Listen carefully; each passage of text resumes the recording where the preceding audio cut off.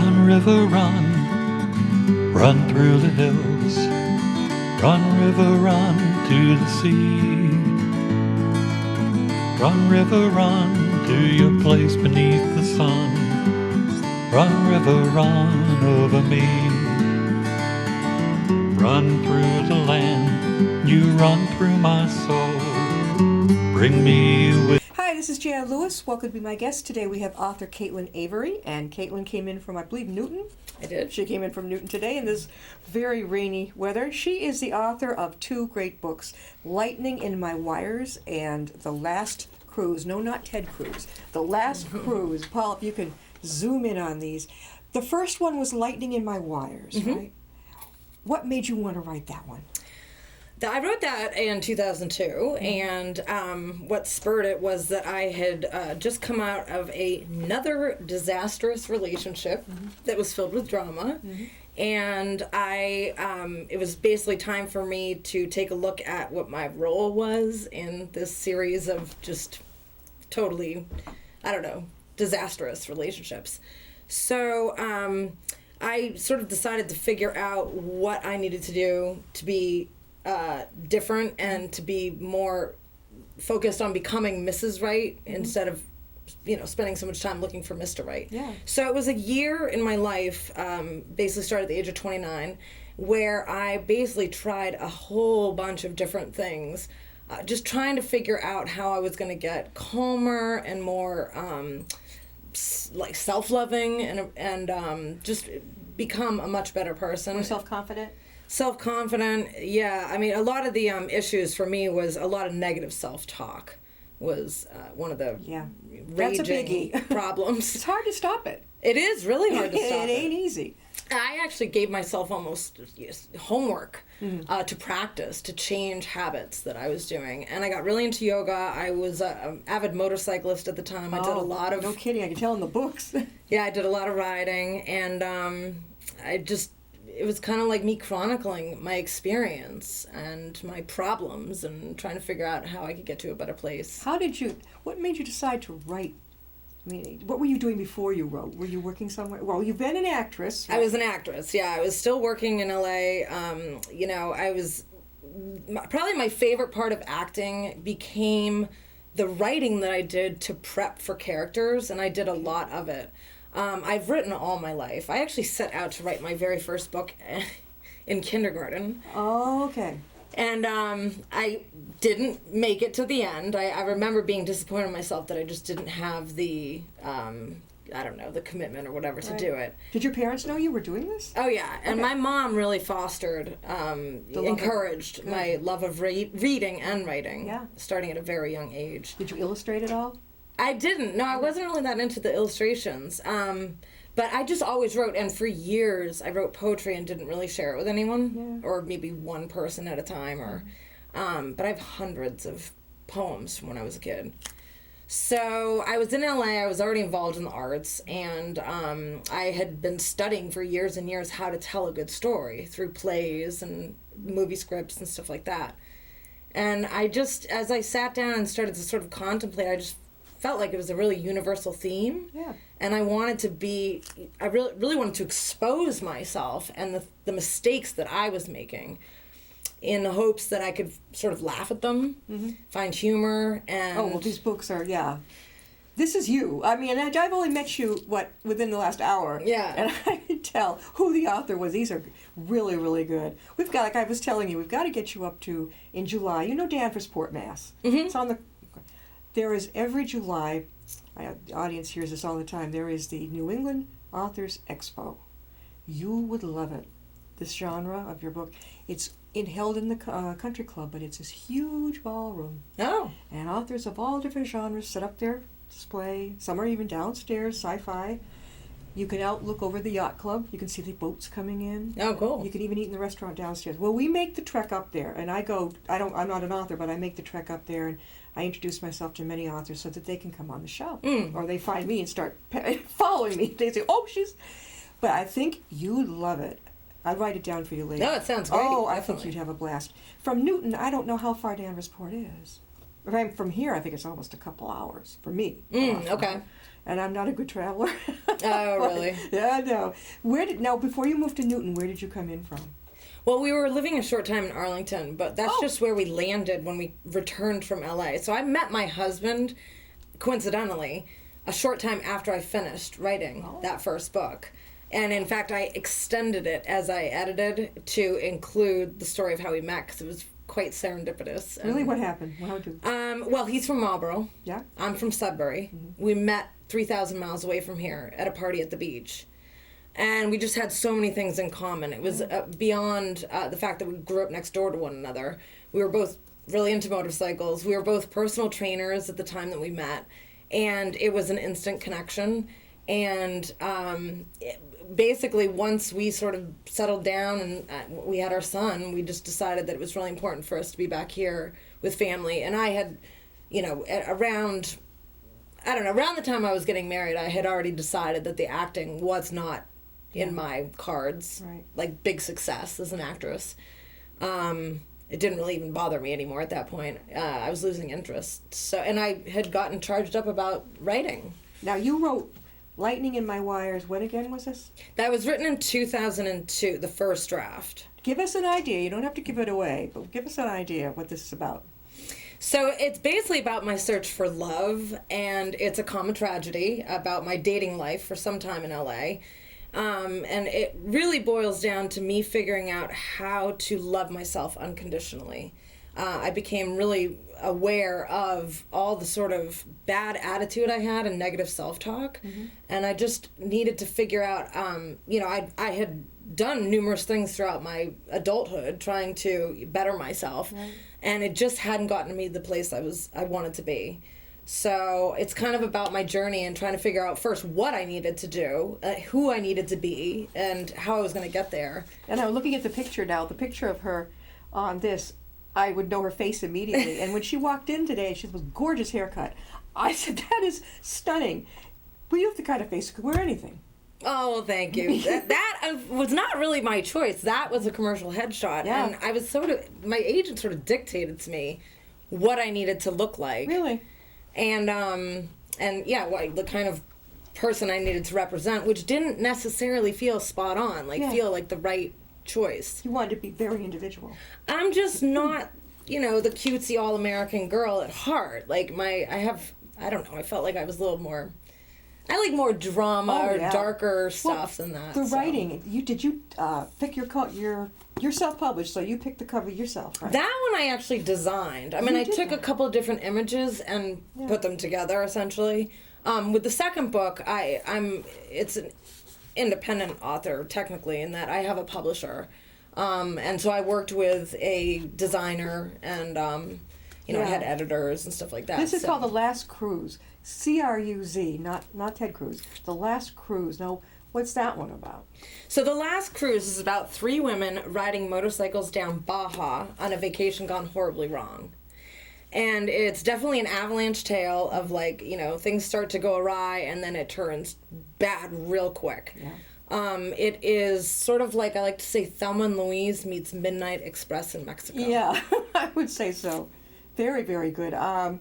You have a good style of writing because, you don't start going like this. When you're looking ahead to see, okay, let's get over this. Oh, okay. No. You've got the attention. Is there another book coming? There is. I actually have a sequel and probably 2 sequels to follow this one. To follow The Last Cruise. The Last Cruise, that's true. Yeah, and I mean, the ending is such that my interest was in getting people to go, now what? Because it's, there's supposed to be quite a bit of shock. Are you almost through with the first one, the next one? I am. I actually worked on that starting about 1.5 years ago and had almost finished it and then had to switch gears because I got heavily involved in editing this book. Yeah. So I have, I'm guessing, around 10,000 words left to get to the end, and I've been sort of reignited lately and working on it. Are you appearing anywhere? Are you giving book signings? Oh, yeah, definitely. Okay, where have you been? So my book release party was at Newtonville Books in Newton, and then I had a really fun reading. The next reading was at Angry Ham's. Where's that? It's called Angry Ham's Garage Bar and Restaurant, and it's in Framingham, very close to Route 9. And it's family friendly, but the image of it, or like the style of it, is old, muscle cars and motorcycles, and they have a lot of that stuff sort of as decoration. That would fit right in with your books. Yeah. So that reading was even more successful than my release party. It had a great turnout. That's why. How about libraries? Any success reading at libraries? I have actually just been trying to figure out where my next reading is going to be. I'm hoping to talk to Porter Square Book in Cambridge. Don't forget, over here in Westboro, we have Tatnuck. They are extremely open to authors. Oh, okay. I've sent many authors over there. I've spoken over there. They have a big room where you can actually put out the people, and you can get up there and you can give your presentation. They have the children's young adult section right near that room, and they're very open. They'll even advertise it as you walk in on their big board. Oh, cool. And what is Tatnuck Bookseller, and it's in Westboro. Oh, okay. And then there's the Book Lovers Gourmet in Webster. I'll write these things down. Yes. These are two hot spots for authors around this area. Oh, great. And with your great books, it's good to get you out here, too. A little more out this way. Milford Library is open. I've been to their events where they'll have maybe three, they don't even know each other, but three authors who will get up and each say something to the audience.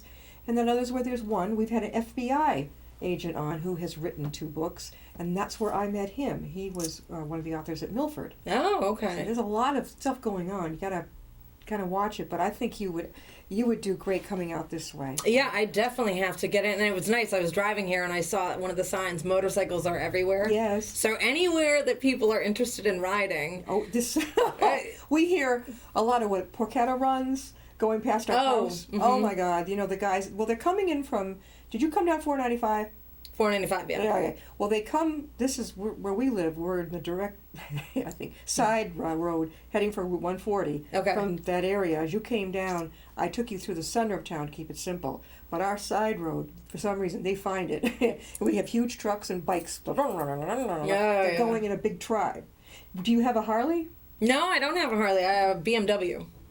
An F650. It's an off-road bike. Yeah. And enduro. And that's actually what the main character rides a very similar bike, but it's a little bit bigger. She's much taller than I am, and she could handle the... Now, I know your first book, Lightning in My Wires, you were self-published on that one. Yes. Now, what made you want to how did you find the pub? Was it just one of those privately owned pubs? Yeah. Yeah, it's a They're out small there. press. Yeah. And I just decided after 205 or 6 rejections from agents... Yeah. I just decided with this book in particular that I needed to put my money where my mouth was, because I backed the whole thing. I actually produced it. And I just so completely believed that it had potential for commercial success. And I just decided, I have to go for it because I have been working on that. I started note-taking shortly after I finished Lightning in My Wires in 2002. It took many years for me to actually sit down and write the story. And when I did, because of all the notes and prep and thinking about it, it took 5.5 weeks to write the first draft. You are the fastest author I've interviewed. Really? 5.5 weeks. But that you have to think about with you that you had so much prep. You were so... Are you a perfectionist? Everything is just a no? No, not at all. You did a lot of great organizing ahead of time. You know what it was? It was character development and themes is all I was working on, actually. When I finally sat down to write the story, I knew where they were going to wind up, and I knew where they were starting, and I had a map of Mexico, and literally I would start each day, essentially. I wrote every day, and I would sit down and look in my AAA manual, which I had an old one that talked a lot about the off-roading available in Baja, and I just decided where they were going to go next, and I knew wholeheartedly how they would interact, how they would react to certain situations, because I had flushed out the characters so much. So it was sort of news to me each day where the story was going. And then I would use, the certain elements of the surroundings to sort of inspire like what was going to happen, because I already knew sort of like the chaos that needed to evolve. Are you more of a nighttime writer or all night or the daytime? So I say that sort of my least favorite writing experiences, it almost is like a love-hate thing.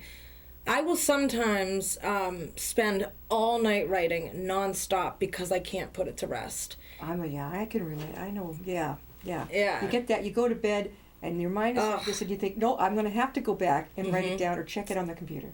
So I'll try to get up and jot notes down, but if it's way too flowing, it's too detailed, dialogue, whatever, I just have to get up and do it. And that happened at least 3 times where I was up all night long. Now, Caitlin, how can people get your book? Let them know how they can reach you and your book. Yeah, so the easiest place to find all the different websites is at CaitlinAvery.com/books.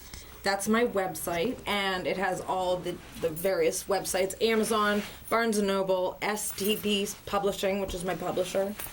There's also a number of other pages where you can explore sort of my background, and I have a lot of an adventure background. And now, Paul, can you zero in on this? Is a great. I don't know if we can. Her 2 books with her standing right there. I don't know if it's too. Is it too small? Or can you put it right down? He's going to try and and you've also got. I love it when an author makes their own bookmarks. If you were at that Danvers Port, that big authors expo. That's a big thing because you walk by and you like it, you take it and you think about it, but you've always got it with you. And now you know how to reach that author and how to get that book. Exactly. Now, you're a publisher, right? Now, the only thing about getting a publisher is most of them are not publicists. No. See, that's what that's where I've done a lot of publicizing because I know that it's like, let's say someone's fortunate enough to get one of the, like you, all the rejections, but let's just say they hit a bingo. Sometimes I think it's hit and miss. But that's as far as they'll take it. They choose your cover, which I think is wrong, but they'll choose your cover, and that's it. They will not steer you as to where to go, where the best places are to speak. And so, I've had authors say to me, no, I don't have a publicist, I don't know where to go. I said, I'll help you out. But it's with your books here, I mean, you're going to, I think you would, what in your opinion, what audience are you reaching? The young adults and adults, or what? What do you think? Well, it's been news to me that it's not just young and it's not just women. I thought that this would be ideally geared towards women between the age of 20 and 50. It just so happens that I've had a number of men over the age of 50 read it and be really passionate about it. Yeah. Definitely people who are into motorcycling. Yeah. I think both men and women would find it really interesting. It's very fast-paced and it's an adventure, so it's not a girly story, you know. Yeah. Generally speaking, I'm now changing my tune to say, I guess, between 20 and 65, both men and women. Definitely, my son's the mother of his children.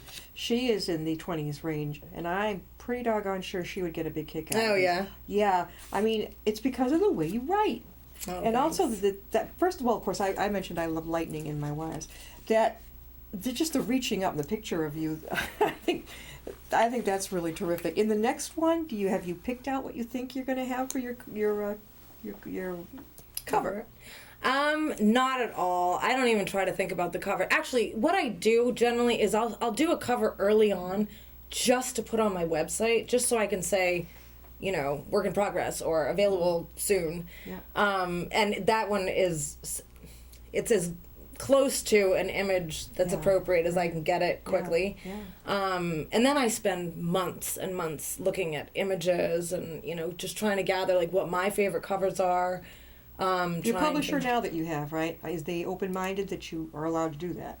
Oh yeah, totally. Okay. I actually found the image. That is only one image, and I found that for the last cruise. Yeah. For the designer. That's great. He did amazing stuff on the inside. Yeah. And had great recommendations. But I actually came up with that cover myself. Got the skull, the flying skull. Yeah. The crosses. Well, the last cruise means cross in Spanish. Oh, okay. Yes. Okay. I've got that one. All right. So that's.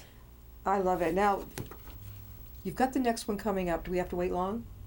It's hard to say. Let's say. So, I don't rush the process. My first book from start to publication took 8 years because I had no idea what I was doing. But you wrote it. Which book was it you wrote in 5.5 weeks? That was in Lightning in My Wires. I wrote in about 5 months. Yeah. But it's first draft, and I do so many drafts. I mean, I spend years. Do you end up with a full wastebasket? Mine is like. Well, not with the computer anymore. I mean, Well, yeah, with your printer, right? You say, no, I don't want that one. That didn't. Oh, definitely. Redo it. Definitely. I mean, Lightning in My Wires, I workshopped Yeah. every 5 pages. I mean, you could only do 5 pages at a time, so that took a year and a half, where I would read 5 pages, get comments. Right. I workshopped that one heavily. So anyway, the last cruise then took 4 years. 4 years. And I'm hoping maybe I can cut this one in half and do it in 2. I don't know. We'll have to get you back. What does your family think of you, of your being an author? So, they're, they think it's cool. I've been basically trying to make it in the arts since I was 18 or 20, and I think they believe in me. My mom was a huge supporter of my writing. She actually had been an editor for Bose Corporation. Yeah. And she helped me with both books. Funny thing is, with Lightning in My Wires, when she first read it, the first time she ever read it, she quit talking to me for like 6 weeks. Why? And she told me that she didn't want anyone she knew to read it, or because it's a true story. It's a lot of exposure. Sure. Funny thing is, she came around, our relationship blossomed even more as a result of, dialogue that came out of it. And she ended up editing it, helping me. Yep. With The Last Cruise, she also helped me edit it in preparation for submitting to agents. And right around the time that I was, I had basically not gotten an agent and need to figure out what to do next, my mom got diagnosed with terminal cancer. So the anniversary of her death is coming up on the 12th. Oh. So my dedication is Caitlin, how very old was clearly. she? She was 69. Oh my gosh, just a kid. Holy mackerel. That's so- young. Oh my gosh. Now you have a son. I do. 7 years young. Yep. Okay. What does he think of Mummy as a writer?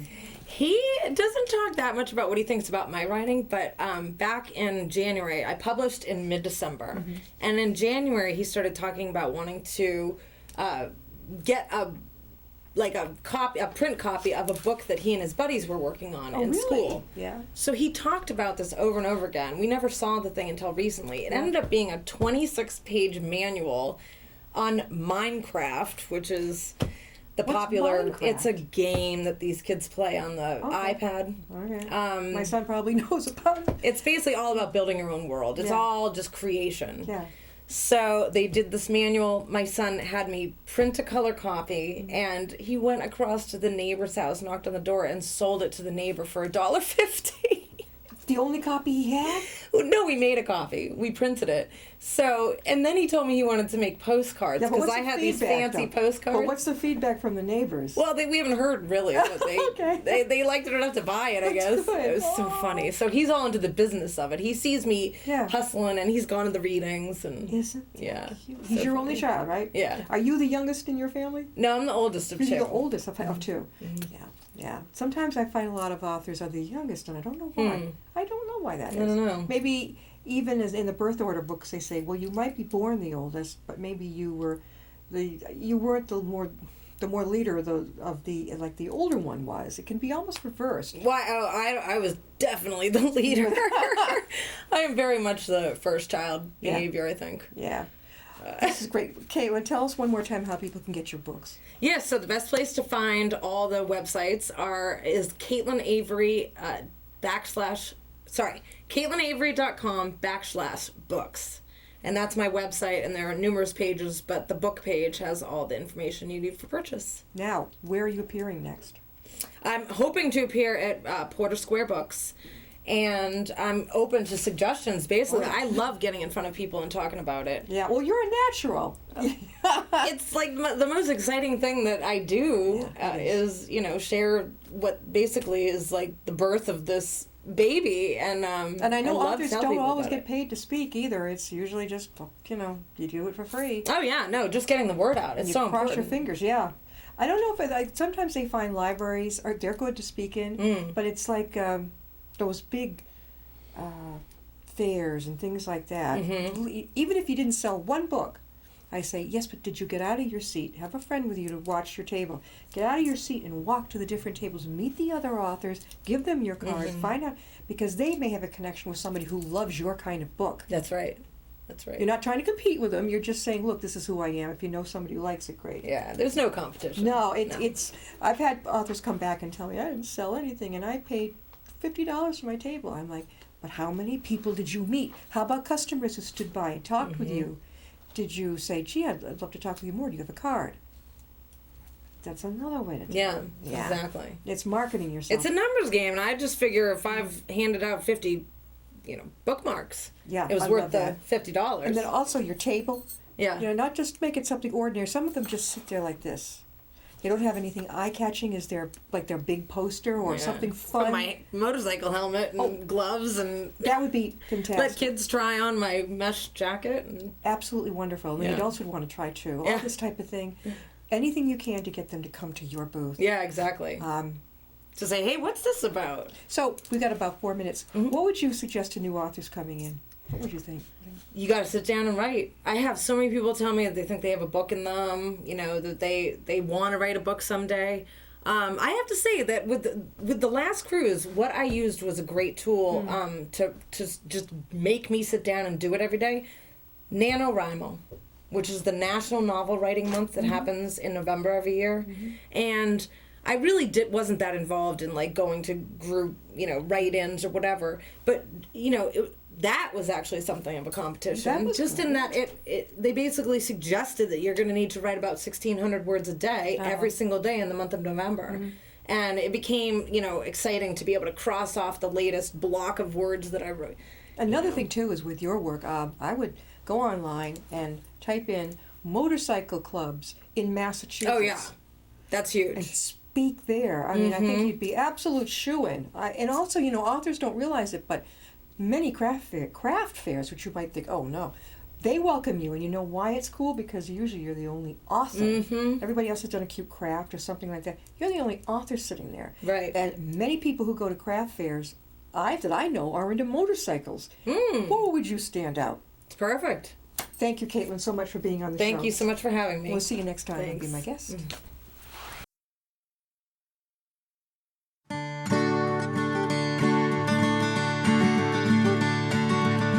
Run, river, run, run through the hills. Run, river, run to the sea. Run, river, run to your place beneath the sun. Run, river, run over me. Run